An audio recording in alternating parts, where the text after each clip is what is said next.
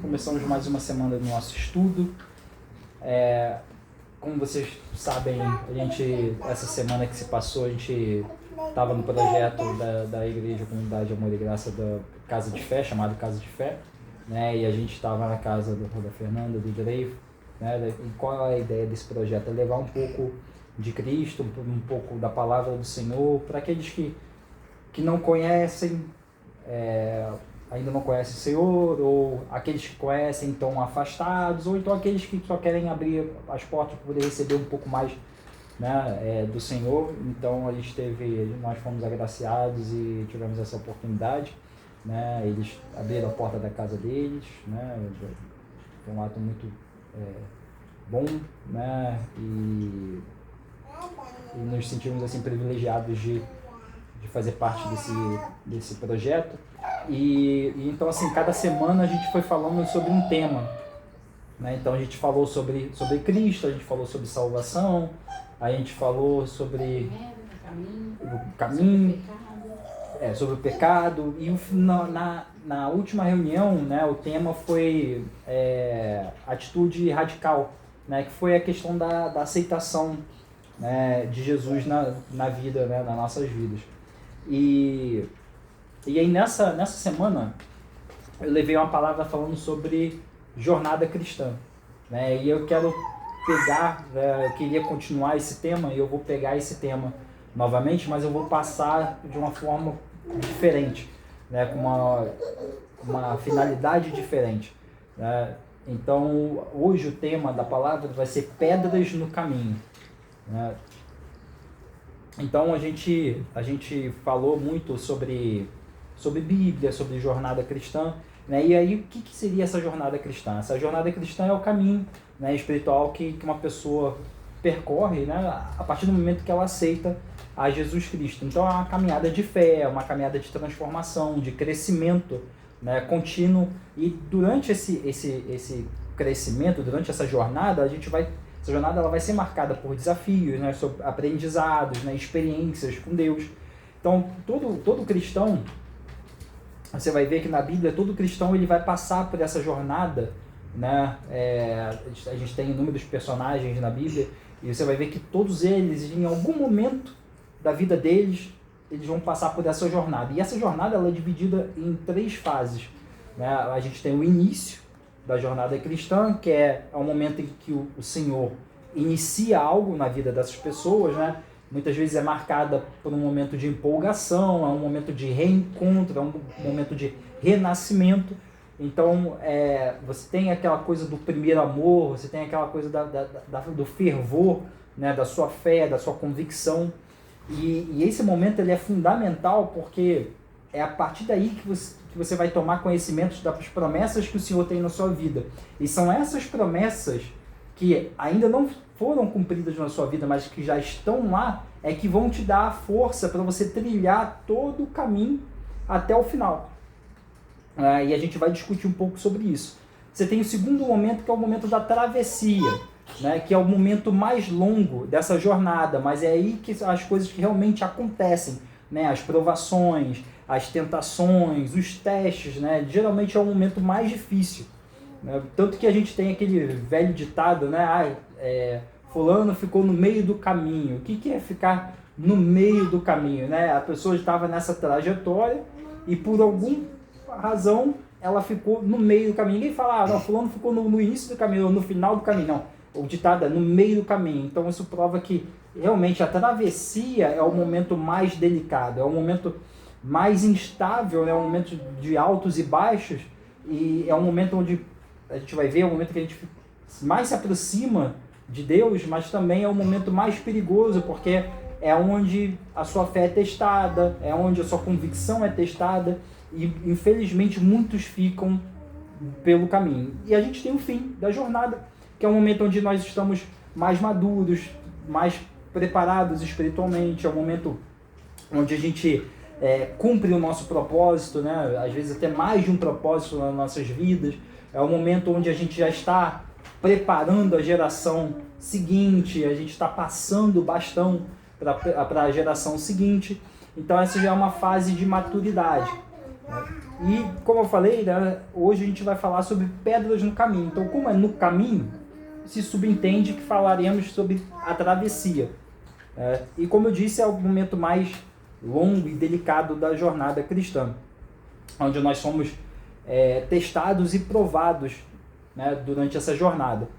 E o importante que a gente entenda é que não há nada que garanta que a gente chegue ao nosso destino, né, a não ser a promessa do Senhor. A gente vê, por exemplo, os discípulos, quando ocorre o milagre da multiplicação dos pães e peixes, né, Jesus pede para que eles entrem no barco e atravessem o mar da Galileia para que eles fossem para o outro lado.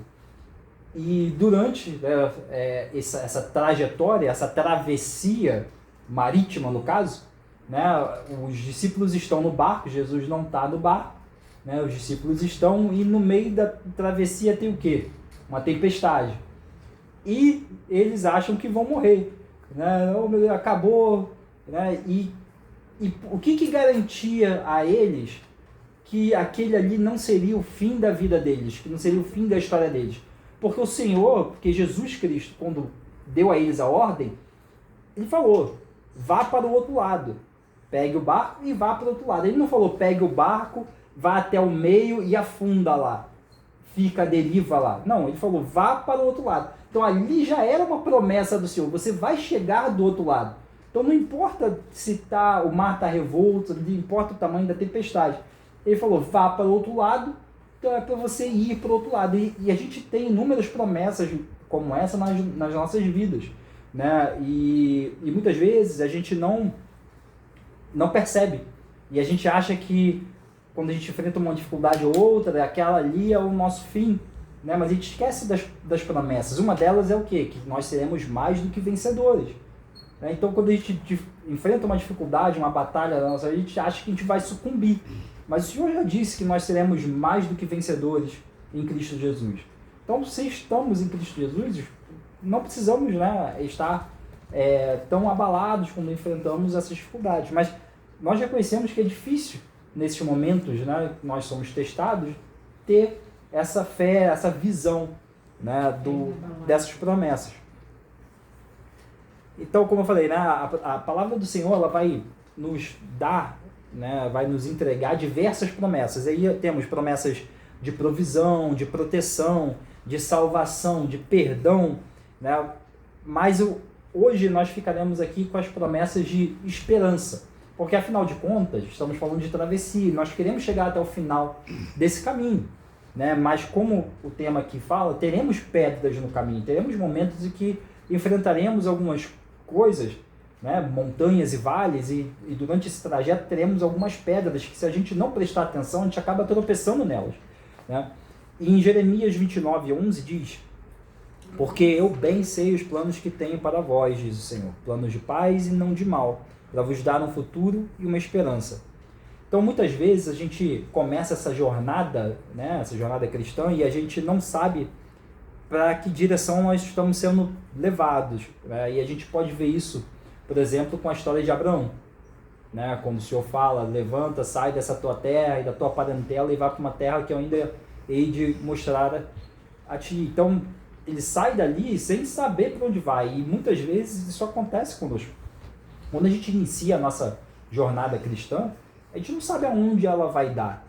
A gente sabe que nós não estamos caminhando sozinhos, que Jesus está caminhando conosco, mas a gente não sabe aonde isso vai dar, né? A gente não sabe de que caminho, a gente sabe que existe um destino, mas o caminho que vai levar a gente até esse destino, até esse ponto final, a gente não sabe, né? E o que a gente precisa entender é que mesmo que a gente enfrente momentos de dificuldades, nós podemos ter paz e confiança, né, que o Senhor está conosco e que os planos dele são planos de paz, são planos perfeitos para nós. Em Romanos 8:28, a palavra do Senhor diz, sabemos que todas as coisas cooperam para o bem daqueles que amam a Deus, daqueles que são chamados segundo o seu propósito. Isso é, muitas vezes, durante esse trajeto, a gente vai enfrentar armadilhas e ciladas de Satanás. Ou até mesmo a gente vai enfrentar consequências de escolhas de mais escolhas que nós mesmos fizemos. Né? Mas a gente precisa saber que Deus pode usar essas situações que são de natureza mais, né, são ruins, e transformar isso em uma situação boa, uma situação, né, de uma situação difícil. Ele pode usar aquilo para nos abençoar e nos ensinar. Muitos, né, falando de promessas, muitos veem promessas, mas não conseguem acessá-las, algumas delas. Por que isso? Por que isso acontece? Porque as promessas, o acesso a elas vão sendo, esse acesso vai sendo liberado de acordo com princípios, de maturidade, de etapas que precisam ser cumpridas nas nossas vidas. Então muitas vezes a gente não tem o acesso direto a essas promessas. Pelo menos para que a gente possa acessar elas legitimamente. A gente vê, quando a gente fala essa questão de legitimamente, é porque podemos acessar essas promessas de uma outra forma. Uma história que exemplifica isso é a história de Jacó e Esaú, né? Que a promessa, né, a bênção era de Esaú, mas Jacó acessa essa bênção de forma ilegal, ilegítima, né? Enganando o próprio pai. Né? E isso vai acarretar uma série de problemas na vida de Jacó. E na vida de Esaú também, porque isso afeta todos os que estão ali ao redor. Né? E Jacó vai ter que fugir para não ter que ter sua vida, né, ceifada pelo irmão. Enfim, a gente sabe, a gente falou aqui num outro encontro sobre isso. Então a forma que a gente se comporta em meio à travessia vai ser fundamental para determinar o nosso sucesso, o alcance das nossas promessas, né? O cumprimento dos nossos propósitos. E a gente pode ver na Bíblia muitas histórias de exemplos de personagens, de pessoas que começaram muito bem, mas terminaram muito mal. Né? E na Bíblia diz que o melhor é o fim das coisas do que o começo delas. E eu trouxe 3 exemplos rápidos que acho que todo mundo conhece. Né? O primeiro é Saul.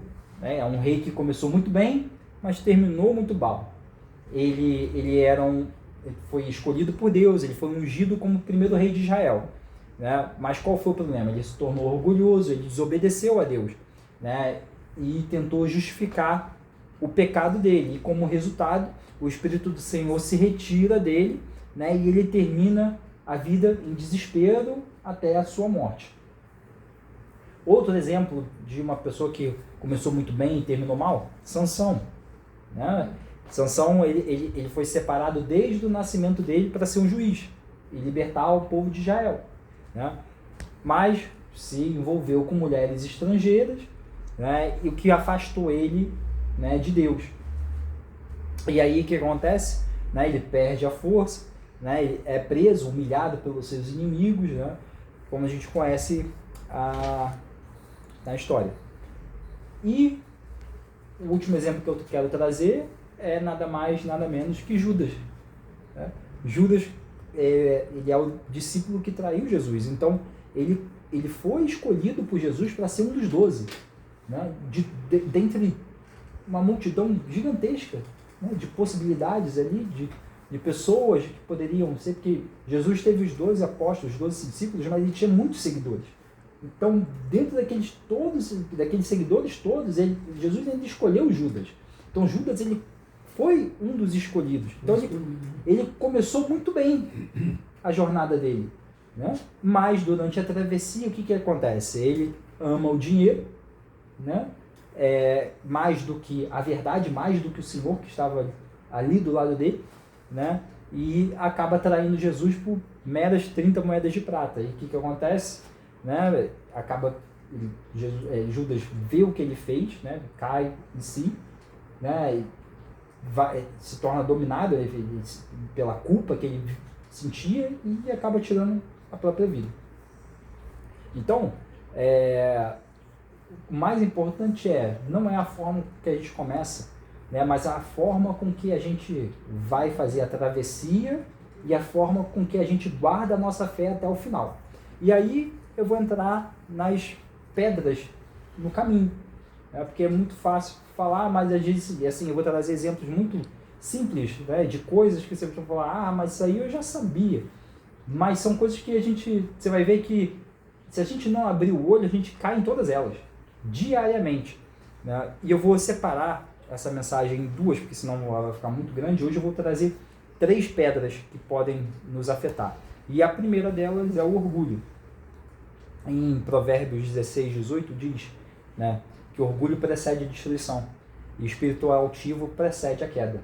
Então, o que é o orgulho? O orgulho é a exaltação do próprio eu acima de Deus, né, e dos outros. É confiar em si mesmo, né, na questão bíblica, né, na questão da jornada cristã, é confiar mais em si mesmo do que em Jesus, do que nos planos do Pai. Né? Então, é o que? Geralmente é aquela pessoa autossuficiente, né? Aquela que não depende, não quer depender do Senhor, quer estar no controle. Né? E por que a gente fala que o orgulho vem antes da queda? Porque muitas vezes é o próprio orgulho que não nos deixa ver que estamos caindo. Né? Ele não deixa... Por quê? Porque a pessoa orgulhosa, ela acha que está tudo bem. Aquilo está acontecendo, mas ela acha que está tudo bem, está tudo certo. Não é bem isso, não, isso aí não é bem assim. Né? Muitas vezes acha que o problema não está nela, está no próximo. Não, isso não é bem assim, é você que acha isso. Né? Eu sou diferente. Eu não faço isso porque eu sou diferente. Então, tem isso. E um dos maiores sinais, né, do orgulho é justamente o silêncio sobre ele. Porque as pessoas não gostam de falar sobre isso. Né? A gente gosta de falar do quê? Do pecado do próximo, do erro do próximo. Mas a gente não fala, né, daquele pecado que está entreado nas nossas almas. A gente tem um problema muito sério de confessar os nossos pecados. A gente não tem problema nenhum em escutar o pecado do próximo. Né? E a gente faz isso. E aí o orgulho, ele não vem assim de uma forma na sua cara, ele vem de uma forma disfarçada. Disfarçada como? De maturidade, né? De entusiasmo. Né? Então como é que isso funciona? Né? Ele vem como não, vem cá, fala aqui comigo, confessa aqui, né? Porque eu esse pecado aí eu não cometo não, eu sou diferente, mas eu posso te ajudar, sou a solução dos problemas, né? Por quê? Porque ele fala, não, isso aí eu não faço não. Exato. Então, quando ele fala isso aí eu não faço não, ele já está se destacando do próximo, ele já está se colocando numa posição acima do próximo. Né? Então, ele já está numa posição ali de destaque. E é isso que o orgulho faz. E em Tiago 4:6 diz, antes dá mais graça. Portanto, ele diz, Deus resiste aos orgulhosos, mas dá graça aos humildes. Então, o que é interessante aqui nessa passagem é que ele não fala assim, não, Deus exorta os orgulhosos, ou não, Deus resiste. Né? Então o orgulhoso ele não está apenas distante de Deus, ele está indo numa direção oposta a Deus, de uma forma tal que Deus resiste a ele. Né? E o orgulho ele não começa nas coisas maiores, ele vai começar nas coisas menores, como o quê? Como o prazer de estar certo em todo momento.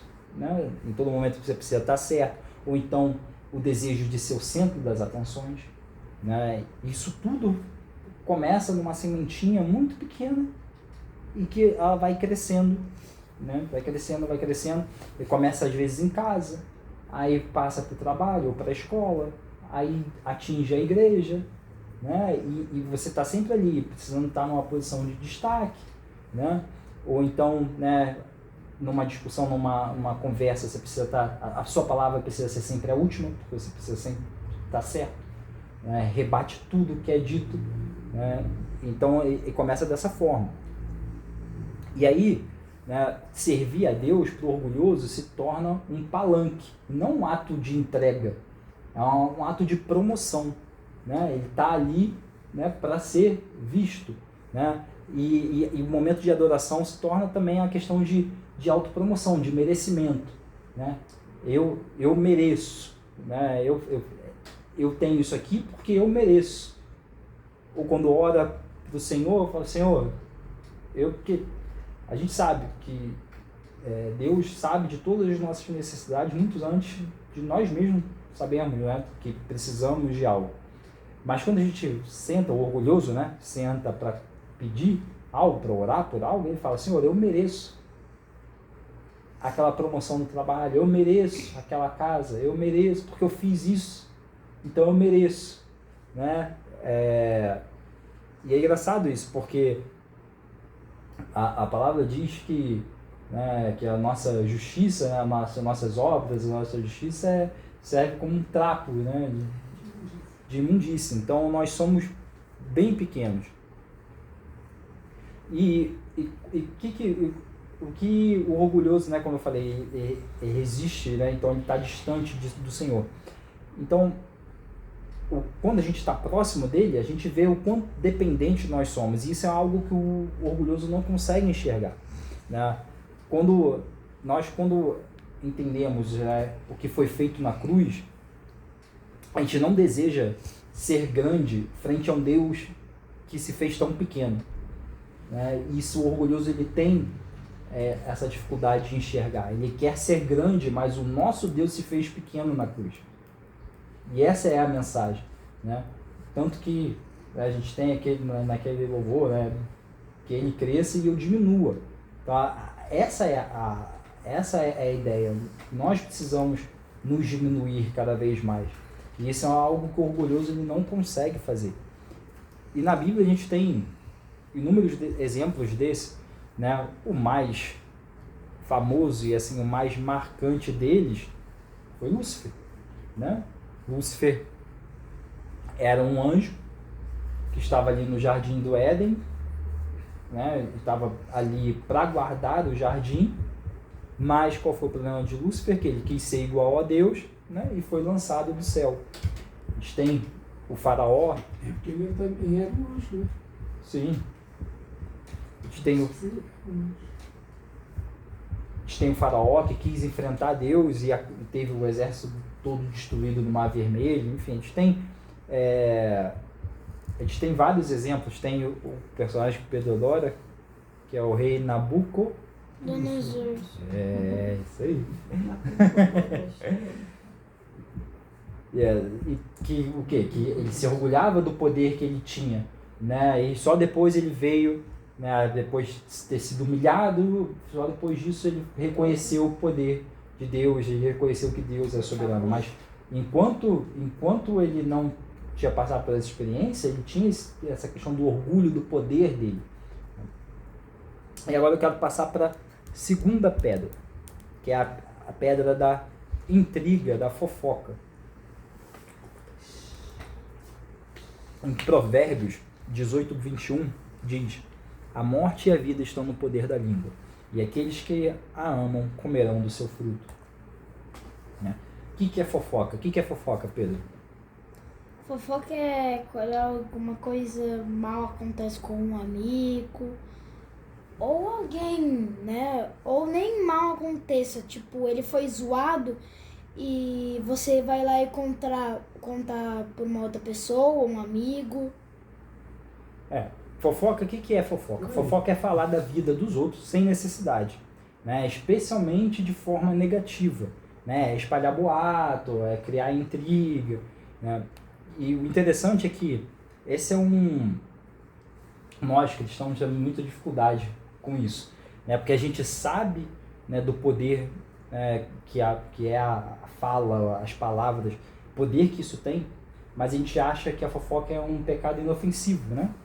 E ela é muito perigosa porque ela também, assim como o orgulho, ela vem disfarçada, né?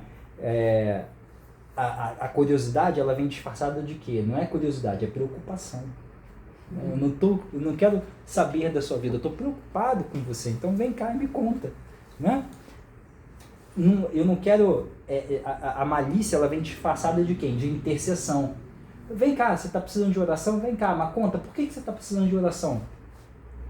Você também falar da vida do outro e falando assim, a gente precisa orar por essa pessoa porque ela está passando por isso. fulano, vem cá, você não sabe dar maior. A fulana fez isso, entendeu? Então vamos aqui orar por ela aqui. Mas ela Já fez a fofoca também. não precisava, né? Já fofocou. Então, assim, ela, assim como o orgulho, ela vem disfarçada, né? E é engraçado porque, assim, se alguém faz algo, por exemplo, como roubar e matar alguém, a gente é rápido em julgar, né? Que é pecado, que está errado, né? Mas quando a gente fala sobre coisas que a gente não deveria, quando a gente espalha segredos ou informações privadas, a gente não chama de pecado, a gente chama de conversa. Não, a gente estava só conversando, né? E aí, a fofoca, o que ela faz? Ela mistura verdades, que são a maior parte das vezes verdade, mas você conta verdade, mas com motivações erradas, né? Então, o que isso quer dizer? Que muitas vezes o objeto da fofoca, da conversa, ele é verdadeiro, mas a motivação por trás daquela conversa é suja. Você está querendo espalhar algo, você está querendo levantar uma conversa ali, difamar alguém, exato. Então, assim, é triste isso, mas a gente vê nas igrejas e assim, no dia a dia que as pessoas não têm problema nenhum em falar mal dos outros, né? Elas não se sentem mal para falar falar sobre a queda dos outros, né? Por quê? Porque vem acompanhado do orgulho, porque quando você fala mal da queda do outro, pressupõe que você não fez o mesmo, né? Que com você é diferente, você não passa por aquilo. Porque se você passa por aquilo, você não vai falar pro outro, né? Por exemplo, se você adultera, você não vai sair falando, o fulano tá adulterando, porque é aquela história do telhado de vidro, né? Então você não vai fazer isso, né? Mas quando você não faz, você vai lá e fala do fulano, ou seja, você já colocou uma mancha no fulano, então o fulano já está num nível diferente do seu, e assim vai disseminando, né? E isso alimenta o quê? A comparação. E a comparação alimenta o quê? O ego, né? E aí eu falo, né? Quantas vezes a gente não escuta as pessoas falando, eu não faria algo assim, né? O que é o que? De novo, a comparação é a separação, né? Muitas vezes ele já até fez pior, né? Sim. Mas o centro da fofoca ali, né? Do objeto da fofoca não é ele, né? É o outro. Então, muitas vezes as pessoas usam isso até como uma arma de defesa, né? A pessoa sabe que ela está em pecado, que ela tem alguns erros, mas para tirar o holofote dela, como ela falou, ele começa a falar da vida dos outros, porque aí os outros vão falar sobre aquilo ali, e o que ele está fazendo vai passando, né, por baixo dos panos. Tiago 3, 5 e 6 diz, assim também a língua é um pequeno membro, e gloria-se de grandes coisas. Vede quão grande bosque um pequeno fogo incendeia. E a língua é um fogo, mundo de iniquidade. Assim a língua está entre os nossos membros, que contamina todo o corpo, e inflama o curso da natureza, e é inflamada pelo fogo do inferno. Né? Então aqui, o que o Tiago faz? Ele compara a língua a uma brasa que pode incendiar uma floresta inteira. Né? E a fofoca, a intriga, é esse fogo disfarçado de conversa, mas que é um fogo que incendeia, né, tudo. E aí começa com aquele comentáriozinho inocente, né, e aí logo se transforma numa grande confusão, uma grande destruição. Um simples palito de fósforo ou uma bituca de cigarro provoca um incêndio na floresta. Sim. E há uma grande contradição nisso, porque em Tiago também 3, 9 e 10 vai dizer, com ela bendizemos a Deus e Pai, e com ela amaldiçoamos os homens, que foram feitos à semelhança de Deus. De uma mesma boca procede bênção e maldição. Meus irmãos, não convém que essas coisas sejam assim. Então, a língua que é capaz de abençoar e espalhar o evangelho, ela lança maldições, né? Então a gente vai ver uma grande contradição nisso, porque a mesma língua que é capaz de abençoar e espalhar o evangelho, por exemplo, né, é também capaz de lançar maldição e danificar, né, a imagem de Deus nos outros, porque nós somos feitos ao quê? A imagem e semelhança de Deus. Então, se eu faço uma fofoca contra você, né, eu estou danificando a sua imagem, mas na verdade não é você em si, eu estou lançando esse pecado sobre Deus também, porque, né, nós somos feitos à sua imagem e semelhança. Então, da mesma forma que a gente louva e a gente ora e a gente bendiz a Deus, a gente está fazendo fofoca e a gente está lançando maldições, né, contra a imagem dele também. Então, antes da gente abrir as nossas bocas, a gente tem que se perguntar o seguinte, né? Eu estou ajudando a apagar o fogo ou eu estou espalhando ainda mais? Então, essa é o ponto crucial aqui. Porque você fala, mas então quer dizer que a gente não pode escutar o próximo e tentar ajudar? Não, lógico que pode, né? Agora, a gente precisa fazer essa pergunta. O que eu estou falando, o que eu estou contando aqui, né? Eu estou ajudando a espalhar o fogo ou eu estou ajudando a apagar o fogo? Né? Essa é o grande discernimento, a pergunta que vai discernir tudo. Né? E um exemplo na Bíblia foi, por exemplo, a fofoca dos fariseus sobre Jesus. Né? Então, a gente sabe que os fariseus muitas vezes tentaram distorcer, né, a palavra do Senhor, né, a palavra de Jesus. Então, tentaram distorcer a palavra dele, de lançar dúvidas, né, de criar intrigas para confundir o povo. Né? Em Mateus, um exemplo desse, né, tá em Mateus 12, 24, que os fariseus falam, né? Ele expulsa demônios pelo poder de Beelzebul. Né? Então, o que eles estavam fazendo ali? Eles estavam lançando intrigas, fofocas, para poder manipular aquele povo, os seguidores deles, a sair, né, da liderança de Jesus. Né?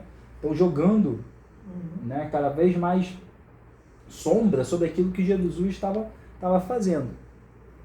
E é isso que a fofoca faz, né? Ali eles estavam tentando desacreditar, né, quem Deus estava usando, e aí no caso ele estava usando o próprio filho, né, naquele momento. A última pedra de hoje que eu quero falar é sobre raiva, né? E em Efésios 4, 26 diz: irai-vos e não pequeis, não se ponha o sol sobre a vossa ira. E o que é a raiva? A raiva é uma emoção humana, uma emoção básica humana, assim como a tristeza, a alegria, o nojo, enfim, ela não é um ato, ela é uma emoção. A raiva ela é frequentemente atribuída a emoções negativas, né? Ela tem um efeito negativo. Por quê? Porque primeiro que é desagradável, né? Não é algo que é bom você sentir. E por causa das consequências da raiva, né? Os prejuízos que a raiva pode trazer. Né? Então, o que é a raiva? Ela está ligada ao quê? A reação de lutar ou fugir, né, de algo que aparece que em todos os seres humanos, né? Por exemplo, deixa eu ver lá. Para ficar claro, que eu acho que ficou meio confuso. Né? O que é a raiva? A raiva é essa ideia, essa vontade de lutar ou fugir de uma situação, né, que as pessoas se encontram, né, uma situação que pode ser ameaçadora ou que pode estar causando ou aparentando algum tipo de perigo. Então, numa situação de aparente perigo, né, não só físico aqui, eu estou falando de perigo em termos geral, você tem dois tipos de reação. Você pode ou lutar, né, ou fugir. E a raiva é a manifestação dessa sua vontade. Acho que ficou mais claro dessa forma. Então, a raiva está associada a esse sentimento, a essa reação de luta, né? Mas, como eu disse, não é necessariamente uma luta física. Né? Por exemplo, discussões e conflitos verbais também são manifestações de raiva. E aí, uma coisa que pode soar estranho e controverso é que sentir raiva não é pecado. Né? Todo mundo fala, não é raiva e tal. Sentir raiva não é pecado. Na verdade, o cristão ele tem um problema muito sério, que ele não sabe odiar. Ele não sabe ter raiva. E nós devemos ter raiva, sim. É uma das emoções. Só que a nossa raiva deve ser direcionada ao pecado, né? A Satanás, e não ao próximo. Né? Mas qual o grande problema aqui? Como eu falei, a raiva em si não é pecado, mas o controle que a raiva exerce sobre você, aí sim se torna pecado, né? Então, Que ela vai te fazer pecar. exato, porque e aí você vai ver que assim as pessoas que têm esse problema com raiva, o que elas vão dizer? O que normalmente elas dizem? Ah, mas eu sou assim mesmo, né? Elas vão usar desculpas dessa forma. Ah, mas eu sou assim mesmo. Ah, exato, você não sabe o que ele fez comigo, né? Ah, pelo menos eu disse a verdade, né? Pelo menos eu fui honesto. Várias desculpas. Né? São todas essas situações são disfarces, né? Ou desculpas para a gente externar esse sentimento. A gente bota essa raiva para fora e nós somos confrontados, porque ninguém gosta, e aí a gente usa essas desculpas. Ah, não, mas eu sempre fui assim mesmo. Entendeu? Eu sei que tem que se acostumar, né? Ou então, pelo menos, eu sou direto, né? Eu falo a verdade. Síndrome de Gabriela. Eu falo a verdade, doa quem doer, né? E na verdade ele fala isso, doa quem doer, porque é sempre o próximo que vai doer, né? Vai doer sempre no próximo e não nele. Então é muito fácil você falar isso, né? E aí a raiva ela pode se manifestar de duas formas diferentes, né? Ativamente ou passivamente. Como é que é isso? Né? A raiva ativa é muito fácil de você ver. Por exemplo, você pede para alguém fazer alguma coisa, né? Por exemplo, seu chefe pede para você fazer alguma coisa, aí você faz, só que não faz de uma forma que agrada a ele. Aí ele vai lá e grita com você, mas você não deveria fazer isso, não sei o que. Não foi isso que eu falei. Essa é a raiva ativa. E ela, assim, não existe raiva boa, mas essa é uma situação, não é o pior dos problemas. Por quê? Porque a raiva ela tá ali escancarada. E é muito fácil de resolver essa situação. Você resolve essa situação com um pedido de desculpa. E pronto, acabou. E fazendo o que ele pediu. Exato. Mas você tem também a raiva passiva. O que é a raiva passiva? Né? Mesma situação, para a gente ficar aqui e ficar de fácil entendimento. Seu chefe pediu você fazer alguma coisa. Aí você não fez. Ou fez de uma forma, né, ruim, enfim, não agradou ele. Ele não fala nada. Ele pega ali, vai sair contrariado e não vai falar nada. Só que por dentro dele, ele tá assim, filha da mãe. A próxima oportunidade que eu tiver, eu vou me vingar daquela situação, né? Ele vai ver só. Ele vai guardar uma mágoa, né? Então ele guarda, exatamente, ele guarda isso no coração, né? Esperando que a oportunidade dá o troco. E assim, apesar de elas serem diferentes, elas carregam o mesmo veneno, o mesmo problema nas duas. Sim. E eu tenho que confessar aqui, eu fui muito assim, por alguns momentos no trabalho, né, quando eu estava supervisionando a segurança. Até por questão de talvez não saber lidar com diferentes personalidades, né? Tinha alguns guardas que eu conseguia chegar e falar assim, fulano, não, isso aqui não tá certo, entendeu? O que você fez não tá certo e tal. Às vezes até, né, de uma forma mais ríspida, mas a gente se entendia ali, no máximo ali acontecia, desculpa e tal, não vai acontecer novamente, beleza, vida que segue. Mas tinha outros que não tinham essa maturidade de sentar e querer conversar ou de escutar e tal. Então era mais difícil, então para mim era complicado e aí acabava guardando isso, né? E eu não falava, eu ia lá e fazia, por exemplo, eu dava uma tarefa para eles fazerem, e aí eles não faziam direito, eu era cobrado, lógico, meu chefe me perguntava, por que isso aqui não foi feito ou foi feito dessa forma? Não, eu falava, não ia entregar o cara, né? Eu ia falar, bom, é que eles não fizeram direito, né? Mas não dava nome nem nada, mas eu ia lá no fulano, que eu sabia quem era, e falava, por que você não fez isso aqui? Aí me dava um número de desculpas, lógico que era só tudo desculpa. Só que aí, em algumas situações, em vez de eu botar aquilo pra fora e falar, não faz assim e tal, eu guardava. E aí eu ia lá, porque eu ainda falava, se eu quero, aquele velho ditado, se você quer que uma coisa seja bem feita, faça você mesmo, né? Então eu nem falava pra ele e falava assim, vai lá fazer de novo. E isso era ruim, porque eu acabava não ensinando a ele, né? Eu acabava não dando a ele uma chance de redenção. Né? Eu ia lá mesmo e fazia. E aí eu chegava pro meu chefe, tá feito. Entendeu? E aí, o que acontece? Meu chefe falar, não, beleza, só que quem ganhava o mérito disso? Era eu. Né? E eu tirava essa oportunidade daquela pessoa de fazer. E isso era uma raiva passiva, porque eu guardava aquilo.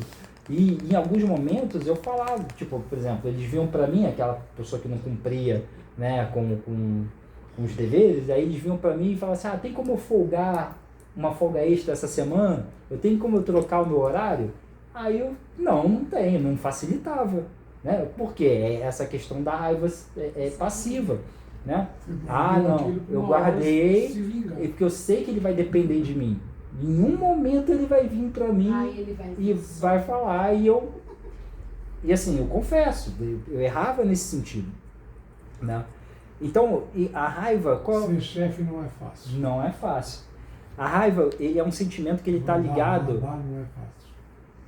A raiva é um sentimento que ele é ligado às pessoas que, né, eu, de novo, confesso que eu sou assim, que são pessoas que gostam de estar no controle. Então, o que acontece? As pessoas com têm esse problema da raiva, qualquer coisa que foge do planejamento delas já é um motivo para deixar elas, né, com raiva ou tirar, né, a paz de espírito que elas têm, né? Ou seja, o mundo ele tem que seguir o script que você planejou para aquele dia, né? Se alguma coisa foge, aí azedou, né? E a raiva, ela é igual um perfume. Por que ela é igual um perfume? Porque geralmente, como é que um perfume funciona? Aquele que está próximo a você sente o cheiro. E a raiva é assim, ela atinge aqueles que estão mais próximos da gente. Mesmo que aqueles que estão próximos não foram culpados daquela raiva, mas eles estão ali em volta. Então, eles acabam recebendo, né, daqueles sentimentos. Espirra na gente. Exatamente. E atrás, assim, uma coisa que é interessante é que atrás da raiva existe um desejo de ser como Deus. E a gente não vê isso. Por quê? Né? Porque a gente quer estar no controle, E quem é que está no controle das nossas vidas? Deus. É Ele que fala, não, e aí, como a gente fala que os planos dele, né, como no início da palavra eu trouxe, os planos dele são o quê? Perfeitos. Então, quando a gente planeja a nossa vida, a gente acha que o nosso plano é perfeito. Mas tem coisas que você não concorda com a perfeição dele. Exato. Então, não, é exato. Aí, acho que ele não estava certo, não. A gente ainda quer questionar os planos do Senhor. Esse negócio aí acho que é então, diferente. a raiva é esse desejo de ser como Deus. Então, o plano de Deus é o quê? É um plano perfeito. Então, você acorda com aquele plano na tua cabeça. Que o dia vai ser daquele jeito, ou que a semana vai ser daquele jeito, ou aquela situação, aquele evento ali vai ser daquele jeito. Aí já mete o dedinho na cama na hora que acorda. Então, quando não acontece, aí desanda, né? E a gente vai ver que, assim, Jesus mesmo se irou, né? Aquele episódio onde ele se ira, né? Vira as mesas em Jerusalém, com os mercadores estão ali. Mas qual é a grande... Chicoteando, isso. Qual é a grande diferença, né, daquela ira, né, de Jesus e da nossa do dia a dia? É que primeiro que Jesus ali, ele se irou por quê? Porque eles estavam desonrando o templo, o nome do pai dele, né? E não por uma situação, né, efêmera, pequena, como a gente faz no dia a dia. E segundo, Jesus ali, ele não age de forma descontrolada, né? E a ira dele não é contra as pessoas que estão ali, era contra o pecado, né? É contra o que eles estavam fazendo e não contra as pessoas em si. A nossa ira é contra a pessoa. Vai direto na pessoa. A gente vai direto na...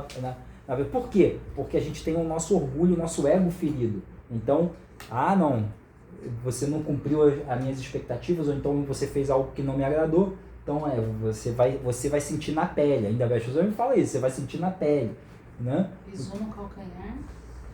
Exato, e não é pelo que a pessoa fez. E a gente tem que lembrar que a palavra diz que a nossa batalha não é contra carne e sangue, né?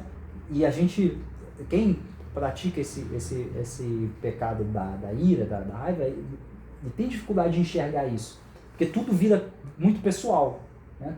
Tudo vira pessoal. Ah, não, é questão pessoal, né? E isso é uma coisa que eu aprendi trabalhando de segurança mesmo, porque muitos me viam, né, naquela situação de destaque, né, de supervisor, de autoridade, até a questão do uniforme mesmo, e elas reagiam de uma forma agressiva. Porque já o uniforme já é diferente, né? Exato. Não é igual aos outros. Então, assim, eu trabalhava de colete, de algema, então, assim, tudo aquilo ali dava né, um ar de autoridade. E algumas pessoas têm problema com a autoridade, né? Muitas vezes eu não tinha feito nada, mas as pessoas já vinham falar comigo de forma agressiva. E uma coisa que meu supervisor, né, meu manager, né, meu gerente me falou é assim: Léo, nunca leva pro pessoal, porque eles não estão irados com você, eles não estão chateados, irritados com você, né, em si. Eles não sabem quem é o Léo, eles não querem saber quem é o Léo. Não interessa, eles vieram aqui para comprar, só que teve um problema e eles, né? Enfim, eles estão irados com a sua posição, né? Com o que você representa, né? E aqui é a mesma coisa de Jesus e a diferença entre Jesus e a gente, né? Porque Jesus estava ali irritado com a situação, com o pecado, com o que eles estavam fazendo, né? Diferente de estar irado pelas pessoas, né? Que é a forma que a gente faz. Tiago 1,20 diz: porque a ira do homem não opera a justiça de Deus. Então nada que é feito no campo da raiva produz bons frutos, né? Então a raiva, ela destrói relacionamentos, rouba a nossa alegria e mais importante, silencia a voz do Espírito, né? Então, assim, é como se fosse um fósforo no campo de algodão, né? Destrói em segundos o que levou muito tempo a crescer, né? Então é isso que a raiva nos faz. E assim, exemplos da Bíblia de raiva a gente tem inúmeros. Eu trouxe 2 aqui, né? Um que eu acredito que é o que vem primeiro na cabeça de todo mundo, que é Caim e Abel, né? Caim fica com inveja e raiva de Abel porque Deus aceitou a oferta de Abel, né? Então ele não controla as emoções, aquela raiva no coração dele, né? E a consequência disso é o primeiro assassinato da história humana, né? Extremo. Então, assim, a raiva, qual é a lição dessa história? É que a raiva, ela sem controle, nos leva a pecados graves, né? Que vai mudar a nossa história para sempre. A história de Caim foi mudada para sempre. Porque, assim, quantas vezes a gente erra e aquele erro não necessariamente muda a nossa história, mas foi um deslize que a gente vai lá, conserta e segue andando. Mas aqui não, aqui é um erro que tem marcas, assim, profundas, né? E um outro tem uma outra coisa também, que é o que você falou assim, às vezes é um erro meu que eu segui em frente, mas às vezes quem você magoou não seguiu em frente. Você está ali guardando aqui. Bom, sim. Isso que você marcado, é uma né? consequência na vida de uma outra pessoa que às vezes você nem sabe. Sim. Aquela pessoa que tem uma mágoa com você de um dia que você falou uma certa coisa e aquela pessoa tem aquilo e carrega aquilo para sempre, só que você já seguiu a tua vida, você nem sabe que você feriu aquela pessoa. Isso também acontece. E o segundo exemplo, que acho que assim, é o mais, acho que não passa muito na cabeça de todo mundo, é Moisés ferindo a rocha, né? Ele fica irritado, Moisés fica irritado com o povo, né? E golpeia a rocha, que não era para golpear, mas ele golpeia a rocha. Deus fala para ele falar com a rocha, né? Dá um comando para a rocha, mas ele vai lá, ele estava tão irado com aquela situação que ele vai lá e golpeia a rocha. E qual é a consequência disso? Moisés não entra na terra prometida, né? Então, assim, e qual é a lição aqui? É que a raiva pode fazer com que a gente perca bênçãos, né? Moisés estava ali, naquele momento, pronto para entrar, liderando. Porque assim, se tem uma pessoa daquele grupo todo ali que quem não conhece a história vai falar assim, não, esse cara com certeza vai entrar, é Moisés. Ele estava liderando. Então, assim, normalmente, intrinsecamente, a gente vai pensar, esse cara é o melhor de todos eles ali. Então, esse cara com certeza merece entrar. Entendeu? Os outros aí eu não sei, a gente vê depois e tal. Mas justamente não entra, né, por causa disso. Da atitude dele. Por causa da atitude dele. E aí, assim, hoje a gente se encerra. E aí, qual é a conclusão, né?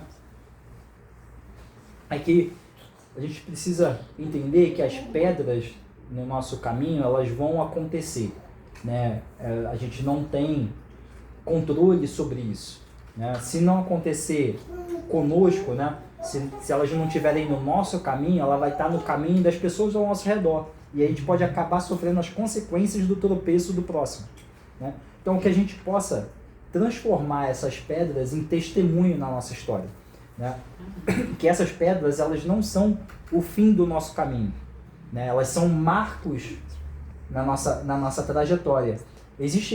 Antigamente, quando não existia GPS, não existia nada, né? Nenhum instrumento assim, de tecnologia, as pessoas, quando elas iam fazer trilha ou ia desbravar um local, o que elas faziam? Elas botavam umas pilhas de pedra para marcar o caminho. E ia lá e fazia aquela pilha, aí andava e fazia aquela pilha.